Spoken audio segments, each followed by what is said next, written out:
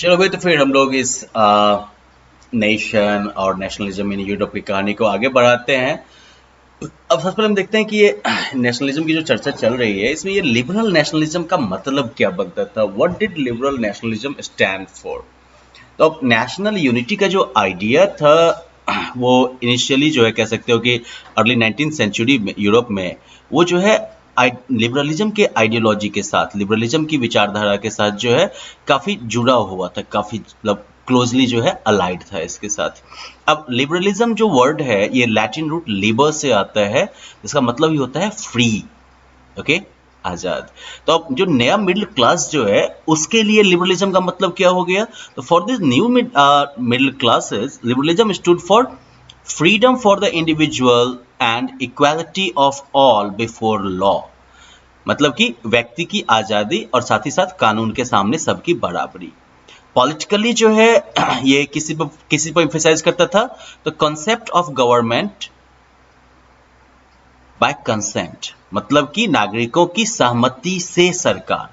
अब French revolution के time से ही जो है फ्रेंच लिबरलिज्म किस चीज के लिए अब स्टैंड होने लगा था। लिबरलिज्म का मतलब क्या निकलने लगा था कि ऑटोक्रेसी खत्म हो। भाई ऑटोक्रेसी खत्म होगी तभी तो मान लीजिए कि आपका जो है कह सकते हो कि गवर्नमेंट बाय कंसेंट आएगी, है ना।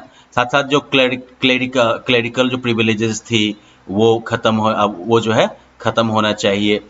इसके अलावा संविधान बनना चाहिए और रिप्रेजेंटेटिव गवर्नमेंट होनी चाहिए पार्लियामेंट्री सिस्टम के थ्रू। तो ये सारा इनका जो लिबरलिज्म का आइडिया था।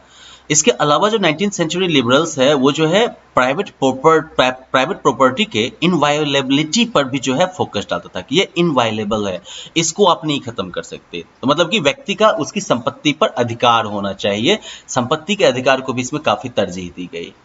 लेकिन फिर भी जो है कह सकते हो कि इक्वालिटी बिफोर लॉ का जो कॉन्सेप्ट था ये यूनिवर्सल सफरेज इसका मतलब नहीं बनता था। सफरेज मतलब हो गया राइट टू वोट। तो मान लीजिए ठीक है पार्लियामेंट्री सिस्टम के थ्रू जनता के द्वारा चुनी हुई सरकार होनी चाहिए, लेकिन फिर भी ऐसा नहीं था कि ये लोग यूनिवर्सल सफरेज के लिए ही संघर्ष कर रहे थे। क्योंकि हम लोगों ने जो है फ्रेंच रिवॉल्यूशन के कॉन्टेक्स्ट में देखा है कि जो लिबरल डेमोक्रेसी जो बनी थी उसमें क्या था कि राइट टू वोट और इलेक्टेड होने का जो पावर था या राइट था, मतलब वोट देने का राइट और इलेक्टेड होने का राइट जो था वो सब किसके पास था। वो जो है जो प्रॉपर्टी ओनिंग मैन थे उन्हीं के पास था।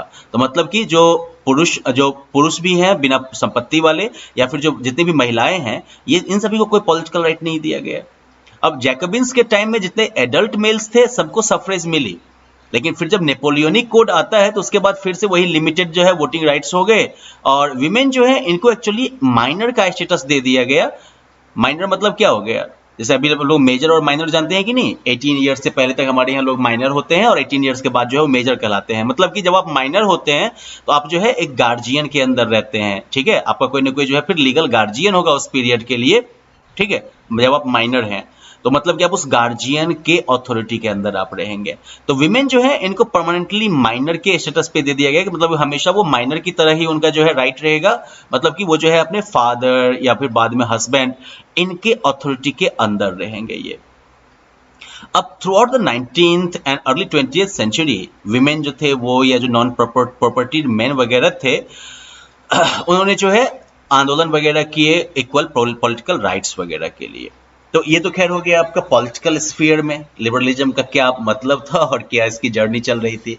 इकोनॉमिक स्फीयर में अगर आर्थिक स्तर पर बात करिए या फिर आर्थिक क्षेत्र में परिदृश्य में बात करिए तो लिबरलिज्म जो है उसका मतलब हो गया कि मार्केट में फ्रीडम होनी चाहिए और इसके अलावा सामान या पूंजी के मूवमेंट पर, गुड्स और कैपिटल के मूवमेंट पर जो स्टेट अलग अलग स्टेट जो अपना रेस्ट्रिक्शन लगाते थे वो एबोलिश होना चाहिए, खत्म होना चाहिए।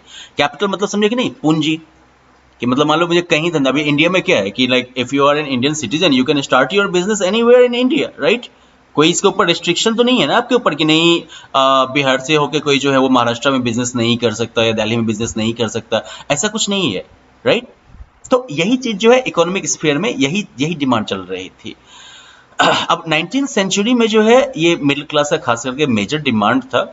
फॉर एग्जाम्पल अगर हम लोग जो है जर्मन स्पीकिंग रीजन्स की बात करें 19th सेंचुरी के पहले हाफ में, अब नेपोलियन के जो एडमिनिस्ट्रेटिव मेजर्स थे, नेपोलियन के टाइम में जो उसने एडमिनिस्ट्रेशन के लेवल पर जो चेंजेस किए थे, राइट, तो उसने क्या किया था, उसने जो है क्या किया था कि जो बहुत सारी जो प्रिंसिपैलिटीज वगैरह थी, छोटे छोटे जो है शासकों के अंदर जो क्षेत्र था, सबको खत्म करके 39 स्टेट्स का एक कॉन्फेडरेशन बना दिया। ओके, अब हर एक के जो अब हर एक जो था उसकी अपनी करेंसी, अपना वेट और मेजर। तो मतलब ये हो गया कि 1933 में हैम्बर्ग से लेकर न्यूरेमबर्ग, जो कि जर्मनी के अंदर एरियाज थे, उसमें अगर आपको सामान लेके जाना है अगर बेचने के लिए, तो आपको 11 जगह कस्टम बैरियर देना होगा, और मोटा मोटी हर एक जगह जो है आपको 5% का जो है कस्टम ड्यूटी देना पड़ेगा। जस्ट इमेजिन, पहली बात कि बेसिकली आप एक ही कंट्री के अंदर, एक ही स्टेट के अंदर, नेशन के अंदर आप मूव कर रहे हैं, जर्मन स्पीकिंग जो एरिया है उसी के अंदर आप मूव कर रहे हैं, बहुत लंबा मूवमेंट भी नहीं है, और हैम्बर्ग से लेके न्यूरेमबर्ग तक इतने के डिस्टेंस को कवर करने के बीच में आपको जो है 11 कस्टम बैरियर्स पार करना पड़ेगा। नॉर्मली अगर इंडिया की बात करो अब, तो यहाँ पर क्या है, कस्टम ड्यूटीज वगैरह जो पे करने की बात होती है तो वो एक जगह पे होता है आपका, खैर, और हर एक जगह जो है 5-5% आपको कस्टम ड्यूटी देना पड़ेगा। अब ड्यूटी वगैरह जो था वो जो है सामान के वेट या मेजरमेंट के आधार से लगेगा। अब चूंकि हर एक रीजन का अपना जो है वेट और मेजर का सिस्टम था, तो इसकी वजह से क्या होगा कि काफी ज्यादा जो है आपको कैलकुलेशन करना पड़ेगा। ये अब देखो यहाँ पर जो था, अब ये जो मेजर का क्लॉथ था, फॉर एग्जांपल एले, वो जो है हर एक रीजन में अलग अलग होता था, उसकी लंबाई अलग अलग रीजन में अलग अलग होगी। तो फॉर एग्जांपल अगर आप एक एले अगर कपड़ा खरीदते हैं आप टेक्सटाइल मटेरियल फ्रैंकफर्ट में, तो आपको जो है 54.7 सेंटीमीटर कपड़ा मिलेगा। मेंज में यही जो है वो 55.1 सेंटीमीटर हो जाएगा, और न्यूरेमबर्ग में ये जो है 65.6 सेंटीमीटर हो जाएगा, और फ्राइबर्ग में ये जो है 53.5 सेंटीमीटर हो जाएगा। कौन सा माप लेके चलोगे भाई आप? जैसे हम लोग के यहाँ जैसे वो कट्ठा वाला सिस्टम होता है ना लैंड के मेजरमेंट में, तो अगर पेरेंट्स से बात करोगे वो बताएंगे आपको कि इनफैक्ट कट्ठा का भी मेजरमेंट जो होता है वो अलग अलग एरिया में अलग अलग है। हर एक स्टेट में भी इनफैक्ट जो है अगर उसको स्क्वायर फीट में या स्क्वायर यार्ड में आप कन्वर्ट करोगे तो आपको अलग अलग मेजरमेंट मिल जाएगा। तो इसी टाइप की प्रॉब्लम थी वहां पर। अब इन सब की वजह से क्या होगा कि जो इकोनॉमिक एक्सचेंज है या बिजनेस वगैरह जो है वो मुश्किल हो जाएगा, और जो ये नया कॉमर्शियल क्लास जो है उसके लिए धंधा करना मुश्किल हो जाएगा। तो ये लोग अब क्या डिमांड कर रहे हैं, ये लोग अब ये इनका ये आर्गुमेंट था कि भैया कि यूनिफाइड आप इकोनॉमिक टेरिटरी बनाइए जिसके अंदर की एक जो है मतलब कि सामान हो या लोग हो या कैपिटल हो, ये बिल्कुल बिना रुकावट के मूव कर सके। तो बाद में जो है जैसे कि 1834 की बात करो अब, तो कस्टम्स यूनियन एक फॉर्म किया गया था जिसको कि जोल्वेरन कहा गया। Of course my German would certainly really bad. I mean, I don't know German at all, so I'm not sure if my pronunciation is correct. Customs union जो है वो बनाया गया खैर 1834 में, प्रशिया का इनिशिएटिव था, और बाद में ज्यादातर जर्मन स्टेट्स जो थे वो इसमें शामिल हो गया। तो ये यूनियन जो था इसने क्या किया, तो टैरिफ बैरियर्स वगैरह जो थे उनको खत्म कर दिया, और नंबर ऑफ करेंसीज जो थे उनको 30 से घटा के 2 कर दिया। चलो फिर भी काफी बेहतर है, राइट। 30 कह सकते हैं स्टेट्स, 39 स्टेट्स, इधर 30 करेंसीज 39 स्टेट्स में। खैर इसके अलावा जो है रेलवे का नेटवर्क भी हुआ, जिसकी वजह से जो है चीजों को इधर उधर मूव करना जो है वो आसान हो गया, और इन सब की वजह से जो है नेशनल यूनिफिकेशन आसान हुआ। तो इस तरीके से जो इकोनॉमिक नेशनलिज्म थी उसने भी जो है नेशनलिस्ट सेंटिमेंट को बढ़ने में हेल्प किया। इकोनॉमिक नेशनलिज्म मतलब क्या हो गया, आर्थिक वजहों से जो एक लोगों के अंदर एक्सपेक्टेशन थी कि भाई ये सब बैरियर खत्म करो, हम सब जर्मन एक ही लोग हैं, एक साथ रहेंगे, एक साथ धंधा करेंगे, एक साथ फलेंगे फूलेंगे, ये जो है इकोनॉमिक नेशनलिज्म हो गया। और इसने जो है कहीं ना उस समय के जो है नेशनलिस्ट सेंटिमेंट्स वगैरह को जो है बढ़ने में काफी हेल्प किया। ओके, अब उसके बाद जो है फिर 1815 के बाद, लेकिन अगर देखो आप, तो ये तो आपका हो गया ये जो लिबरल नेशनलिज्म का जो कॉन्सेप्ट था वो, और इसका जो इंडिविजुअल या फिर पॉलिटिकल और इकोनॉमिक जो पहलू था। लेकिन 1815 के बाद जो है एक और चीज हुआ था। वो क्या हुआ था, तो नेपोलियन के हारने के बाद 1815 में जो यूरोपियन गवर्नमेंट्स वगैरह थी, इनका फोकस एक ही था कि मतलब फ्रेंच रिवॉल्यूशन ने जो कुछ भी रायता फैलाया है इसको खत्म करो भाई, दोबारा से वही कंजर्वेटिव जो सिस्टम था, मोनार्की वगैरह वगैरह वाला, वो सब वापस आना चाहिए, जो ट्रेडिशनल व्यवस्था थी वो सब आनी चाहिए, राइट। तो कंजर्वेटिव्स जो थे वो इसी आइडिया से ड्रिवन थे, ठीक है, देखिए मोनार्की, चर्च, सोशल हायरार्की, ये सब जो है प्रॉपर्टी और फैमिली, ये सब का जो पहले वाला सिस्टम था वही जो है रहना चाहिए। अब यहाँ पर लेकिन ज्यादातर जो कंजर्वेटिव थे वो ये नहीं प्रपोज कर रहे थे कि रिवॉल्यूशन से पहले वाला ही सीन हो जाए या सीन बन जाए, क्योंकि उन लोगों ने ये चीज एहसास तो कर लिया था कि नेपोलियन के द्वारा जो सुधार किए गए थे उनके थ्रू, कि मॉडर्नाइजेशन जो है वो इनफैक्ट मोनार्की वगैरह को और मजबूत कर सकता है। ये जो है स्टेट के पावर को और ज़्यादा इफेक्टिव और स्ट्रांग बना सकता है। एक मॉडर्न आर्मी अगर हो, एक अच्छी ब्यूरोक्रेसी हो, और अगर एक डायनामिक इकोनॉमी हो, ठीक है ना, चलती फिरती एकदम से इकोनॉमी हो, तो और फ्यूडलिज्म को अगर ख़त्म कर दिया जाए, फ्यूडलिज्म और सर्फडम को, तो इन सब के थ्रू क्या हो जाएगा, जो ऑटोक्रेटिक मोनार्की है यूरोप की वो ज़्यादा मजबूत हो जाएगी। और यही वजह है कि 1815 में वही वियना कांग्रेस के बाद, नेपोलियन के हारने के बाद, जो मेजर यूरोपियन पावर्स रहे जैसे कि ब्रिटेन, रशिया, प्रसिया और ऑस्ट्रिया, जिन्होंने कि मिलकर नेपोलियन को हराया था, वो वियना में मिले और उन्होंने जो है यूरोप के सेटलमेंट का प्लान तैयार किया। कांग्रेस जो है वो कहाँ पर रखी गई थी, मीटिंग जो है वो रखी गई थी ऑस्ट्रिया के चांसलर, ऑस्ट्रिया के रूलर कह सकते हो, ड्यूक मैटरनिक के यहाँ। और डेलीगेट्स वगैरह जो इसमें आए हुए थे, उन्होंने जो है ट्रीटी ऑफ वियना लिखी। ठीक है, जैसा कि मेन फोकस ये था कि नेपोलियनिक वार के टाइम में जो चेंजेस हुए यूरोप में, इनको खत्म करना। तो देखो, नेपोलियनिक वार में बहुत सारे चेंजेस हुए थे, तो ये लोग अब एडमिनिस्ट्रेटिव चेंजेस वगैरह को तो खत्म करने के लिए ज्यादा नहीं रहेंगे। इनका मेन फोकस ये रहेगा कि ये जो मोनार्की है उसको रीएस्टैब्लिश किया जाए, एरिस्टोक्रेसी को जो है दोबारा मतलब जो पहले वाला सिस्टम है मोनार्की का, वो जो है वो वापस लिया जाए दोबारा से, जो है मतलब वो इलेक्टेड गवर्नमेंट वगैरह वगैरह या वोटिंग राइट्स वगैरह तरह के जो कॉन्सेप्ट्स हैं, इन सबको खत्म करके चलो पुराने अच्छे दिन लाते हैं, ये इनका फोकस था। अब बर्बन डायनेस्टी जो कि फ्रेंच रिवॉल्यूशन के टाइम में खत्म कर दी गई थी, उसको दोबारा पावर में डाला गया। ठीक है, इसके अलावा जो है नेपोलियन के अंदर में फ्रांस ने जो एरिया जीते थे, वो जो है इसे छीन लिया गया। फ्रांस के बाउंड्री के इर्द गिर्द में बहुत सारे स्टेट्स बनाए गए, ताकि फ्यूचर में जो है फ्रांस कभी एक्सपैंड न कर पाए अपनी बाउंड्री को। इसी तरह से जो है, मान लो कि जैसे नीदरलैंड का जो किंगडम था, जिसके अंदर बेल्जियम भी था, इसकी स्थापना नॉर्थ में कर दी गई। जेनोवा जो है वो पाइडमोंट में साउथ में ऐड कर दिया गया। ठीक है, पर्शिया को जो है कुछ इंपॉर्टेंट टेरिटरीज दी गई थी वेस्टर्न फ्रंटियर पर, जबकि ऑस्ट्रिया जो है उसको कंट्रोल दे दिया गया नॉर्दर्न इटली का। लेकिन जो जर्मन कॉन्फेडरेशन का जो 39 स्टेट्स का जो फॉर्मेशन था नेपोलियन के अंदर, इसको ऐसा ही रखा गया। जो 39 स्टेट्स के कॉन्फेडरेशन में नेपोलियन ने इसको बदल दिया था, उसको नहीं चेंज किया गया। ईस्ट में क्या किया, तो रसिया को जो है पोलैंड वाला हिस्सा दे दिया गया, पोलैंड का कुछ हिस्सा, जबकि प्रसिया को जो है सैक्सनी का कुछ हिस्सा दे दिया गया। मेन इंटेंशन यही था कि नेपोलियन ने जिन मोनार्कीज को खत्म किया, उसको जो है दोबारा से जो है रीस्टैब्लिश कर दिया जाए, और साथ ही साथ जो है यूरोप में दोबारा से जो है वही जो कंजर्वेटिव पुराने दिनों का जो अरेंजमेंट था, उसको वापस लाया जाए। अब जो ये कंजर्वेटिव रिजीम्स जो 1815 में स्थापित की गई थी, वो ऑटोक्रेटिक थी, मतलब कि संविधान वगैरह की यहाँ पर कोई सीन नहीं था, सिविल राइट्स वाली कोई बात नहीं थी, कॉन्स्टिट्यूशन के अंदर इनको काम नहीं करना था। वो जो है क्रिटिसिज्म या किसी तरीके का विरोध, ये सब नहीं टॉलरेट करते थे, बर्दाश्त करते थे। और उन्होंने जो है इनफैक्ट उस तरह की एक्टिविटीज जो कि ऑटोक्रेटिक गवर्नमेंट की लेजिटिमेसी को, उनके जो है कह सकते हो कि लीगल होने के स्टेटस को जो है क्वेश्चन जो करते थे एक्टिविटीज, उनको ये लोग जो है कर्ब करने की कोशिश करते थे, उनको जो है ये लोग बंद करने की, कंट्रोल करने की कोशिश करते थे। ज्यादातर इन्होंने क्या किया, तो उन्होंने जो है सेंसरशिप लॉ लगा दिए। ठीक है, जो कि ये कंट्रोल करता था कि न्यूज़पेपर में क्या कहा जा रहा है, बुक्स में, प्लेज या सॉन्ग्स में, ठीक है, ये सब क्या इन सब में क्या कहा जा रहा है। इसके अलावा जो है जैसे कि लिबर्टी या फ्रीडम का आइडिया वगैरह जो है, इस सबको बंद करना है। फ्रेंच रिवॉल्यूशन की बेसिकली जो मेमोरीज है, उसको आपको खत्म कर देना है। ओके, और लेकिन दूसरी तरफ जो फ्रेंच रिवॉल्यूशन की यादें हैं, वो तो लिबरल्स को इंस्पायर करती ही रही। और जो मेजर इशू जो कि लिबरल नेशनलिस्ट ने लिया था, ठीक है ना, और जिसकी वजह से ये लोग जो है नए कंजर्वेटिव ऑर्डर का विरोध भी कर रहे थे, उसकी आलोचना भी कर रहे थे, वो था फ्रीडम ऑफ प्रेस, कि भाई फ्रीडम ऑफ प्रेस होनी चाहिए। Now here you can like look at figure 6। अब यहाँ पर अगर इस पिक्चर को देखो ध्यान से, तो नाम क्या है इसका, द क्लब ऑफ थिंकर्स। ये जो है विचारकों का क्लब है। And look at it carefully, सबके मुंह पर क्या लगा हुआ है, सबके मुंह पर जो है पट्टी लगी हुई है। मतलब क्या, विचार तो कर सकते हैं भैया, चाहे पेट पर हाथ रख के करिए या सर पे हाथ रख के या हवा में हाथ उठा के, लेकिन बोलना नहीं है।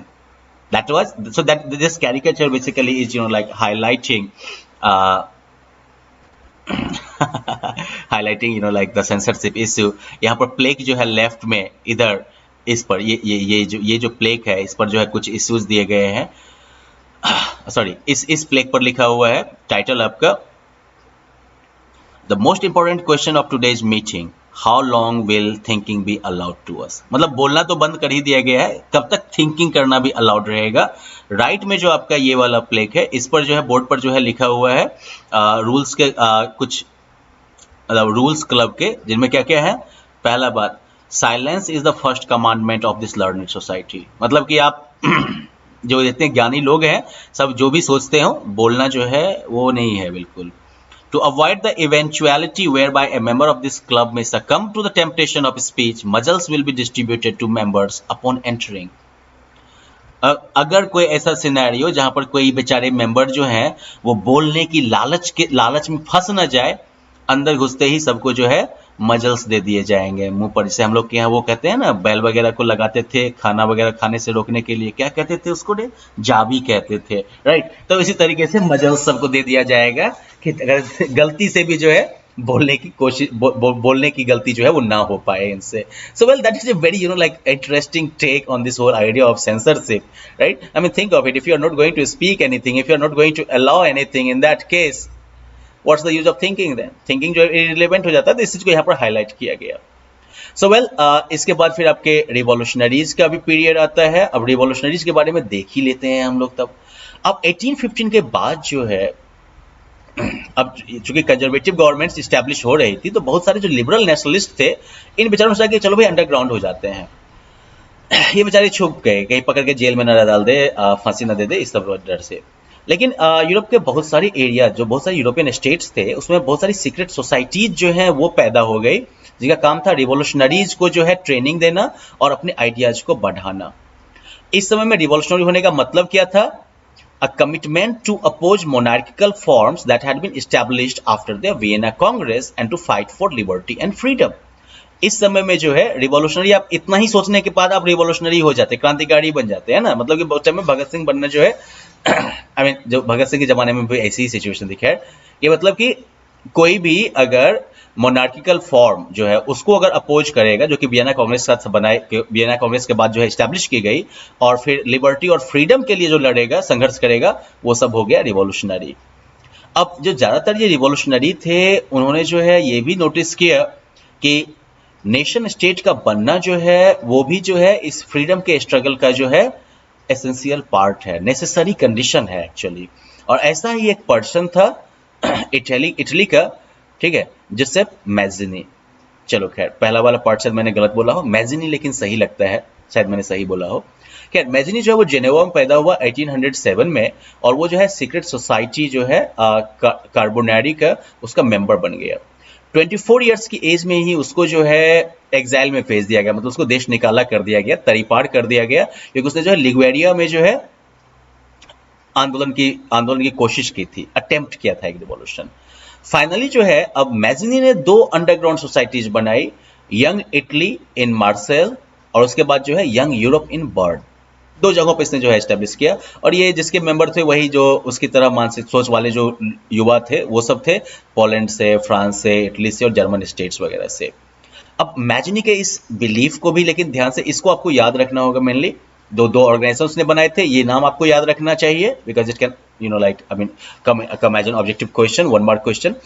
मैजिनी जो है उसका विश्वास था कि भाई God had intended nations to be the natural units of mankind. अरे भाई भगवान भी जो है नेशन बनाने आए थे। खैर तो मैजिनी का ये विश्वास था कि भगवान का ही ये इरादा था कि नेशन जो है वो मैनकाइंड का, मानव का जो है नेचुरल यूनिट हो। तो इटली जो है it could not continue to be a patchwork of small states and kingdoms, और इसलिए इटली जो है ये छोटे छोटे स्टेट्स और किंगडम्स का जो है पैचवर्क, चिप्पी वाला जो है ये बन के नहीं रह सकता है। It had to be forged into a single unified republic within a wider alliance of nations. इसको जो है एक सिंगल यूनिफाइड रिपब्लिक के तौर पर जो है बनाना पड़ेगा। फॉर्ज मतलब जैसे लोहे की भट्टी में नहीं लोग लोहा डालते हैं और उससे हथियार बनाते हैं या कोई सामान बनाते हैं, उसी तरीके से इसको जो है ढालना पड़ेगा एक यूनिफाइड रिपब्लिक में, जो कि नेशंस के एक वाइडर अलायंस के अंदर काम करेगा। और ये यूनिफिकेशन जो है वही इटालियन लिबर्टी का बेसिस हो सकता है। अब इसी मॉडल के आधार पर सीक्रेट सोसाइटी एस्टैब्लिश की गई जर्मनी में, फ्रांस में, स्विट्जरलैंड में, पोलैंड में।